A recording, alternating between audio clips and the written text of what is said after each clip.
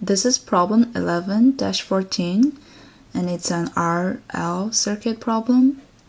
The switch is initially open, and if you remember how the inductor works, it creates the greatest resistant EMF when the rate of change of current is the greatest, and in this case, it's when the switch is closed. So, the current going through this wire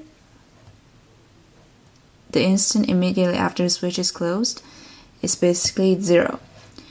So you can just ignore it. And here is the simplified version. So this goes away and you only have 2 resistors in series. So when 2 resistors are in series, I1 equals I2 and I equals V over R. So V1 over R1 equals V2 over R2. And here we go, we have an expression of V1 in terms of V2, and we plug in R1, R2, so we have their relationship, and then we plug this into this equation. We get our V2, 18, so that's part A. So part B, the rate of change of current in the inductor. So now we have to worry about the inductor again. So as you can see, resistor 2 and the inductor are in parallel, which means that the voltage across them are the same. So V2 equals V inductor equals 18. And then, if you remember this equation, V equals negative L di dt. And this negative sign here just means that it's a resistant EMF. So you don't really have to worry about it in your calculation.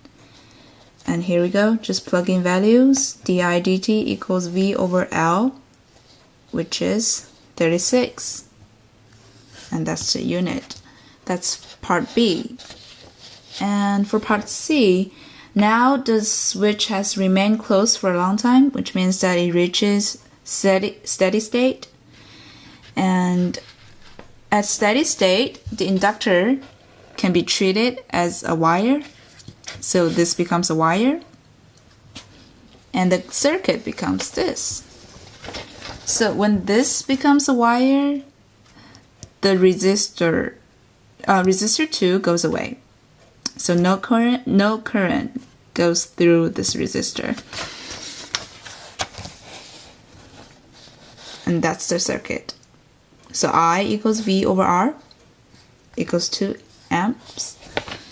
Okay, part B, D. Yeah, I'm in D. It's easy. You just plug in. You use this equation. U equals 1/2 times L times I squared. Plug in values equals 1 joule. Okay, and then later the switch is reopened. So when the switch is reopened, this part of the circuit goes away. So only resistor 2 and the inductor are left. And the current, the initial current, is what you calculated in part C. So I is from part C, which is 2 amps. And then V equals IR, 2 amps times 90 equals 180 volts. And part F, the graph of the potential difference across the resistor 2.